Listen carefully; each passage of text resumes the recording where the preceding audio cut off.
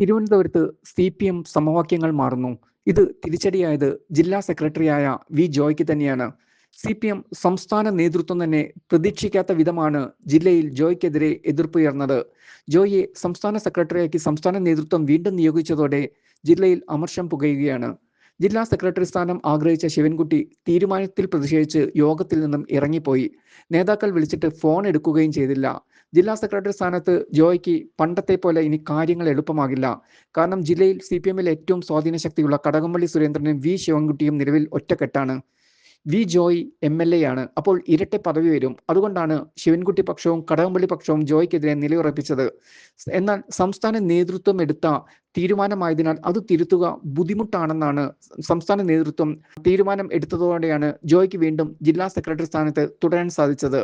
നിയമസഭാ തെരഞ്ഞെടുപ്പിൽ തിരുവനന്തപുരത്ത് വന്ന തോൽവിയാണ് ജില്ലയിൽ CPMലെ അധികാര സമവാക്യങ്ങൾ മാറ്റിയത്. ജില്ലയിൽ ഏറ്റവും സ്വാധീന ശക്തിയുള്ള കടകംപള്ളി സുരേന്ദ്രനും വി ശിവൻകുട്ടിയും വിഭിന്ന ചേരികളിലായിരുന്നു. ഇത് തിരുവനന്തപുരത്തെ പാർട്ടി പ്രവർത്തനത്തെ സ്വാധീനിക്കുകയും ചെയ്തിരുന്നു. എന്നാൽ നിയമസഭാ തെരഞ്ഞെടുപ്പിലെ തോൽവിയോടെ അധികാര സമവാക്യങ്ങൾ മാറിമറിഞ്ഞു. നേരിയ മാർജിനാണ് കഴക്കൂട്ടത്ത് കടകംപള്ളി സുരേന്ദ്രൻ പരാജയപ്പെട്ടത്. നേമത്ത് വി ശിവൻകുട്ടിയും പരാജയപ്പെട്ടു. 2 തോൽവിയും CPMന് വലിയ തിരിച്ചടിയായി. 2 സീറ്റുകളും CPMന്റെ സിറ്റിംഗ് സീറ്റുകളും ആയിരുന്നു. ഈ തോൽവി തലസ്ഥാനത്ത് പുകയുമ്പോൾ തന്നെയാണ് ജില്ലാ സെക്രട്ടറി ആരെന്ന കാര്യത്തിൽ തർക്കം വന്നത്. ശിവൻകുട്ടി ജില്ലാ സെക്രട്ടറി പദവി ആഗ്രഹിച്ചിരുന്നു. ഇതോടെ വന്ന ചർച്ചകളെ തുടർന്ന് കടകംപള്ളിയും ശിവൻകുട്ടിയും കൈകോർത്തു. ഭിന്നത മറന്ന് ശിവൻകുട്ടി ജില്ലാ സെക്രട്ടറി ആകട്ടെ എന്ന് കടകംപള്ളി യോഗത്തിൽ ആവശ്യപ്പെട്ടു.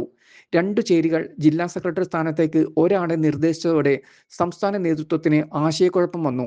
സംസ്ഥാന നേതൃത്വം നിലവിൽ വി ജോയ് തന്നെ തുടരട്ടെ എന്ന അഭിപ്രായത്തിലായിരുന്നു. അത് നടക്കില്ലെന്ന് മനസ്സിലായപ്പോൾ തീരുമാനം ജില്ലാ കമ്മിറ്റിയെ കൊണ്ട് തന്നെ അംഗീകരിപ്പിക്കുകയായിരുന്നു. എന്നാൽ ഏറെ കാലത്തിന് ശേഷം CPMൽ 2 പ്രബല വിഭാഗങ്ങൾ യോജിച്ചിരിക്കുകയാണ്. അതുകൊണ്ട് തന്നെ ജോയ്ക്ക് മുന്നോട്ടുള്ള പോക്ക് ഇനി സുഗമമായിരിക്കില്ല.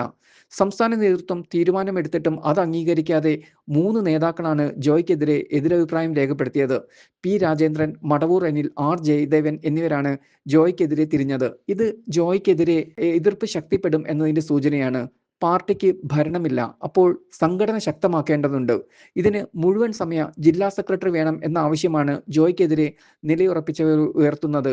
ജോയ് നിലവിൽ MLA ആണ്. അതുകൊണ്ട് തന്നെ പൂർണ്ണ സമയം ജില്ലാ സെക്രട്ടറി എന്ന നിലയിൽ പ്രവർത്തിക്കാൻ കഴിയില്ല. ഇത് പാർട്ടി പ്രവർത്തനത്തെ പിന്നോട്ടടുപ്പിക്കും.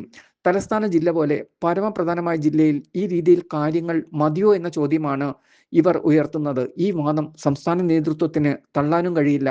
ജോയിയുടെ കാര്യത്തിൽ ഒരുപക്ഷെ പിന്നീട് പുനർവിചിന്തനം പാർട്ടിക്ക് നടത്തേണ്ടി വന്നേക്കും.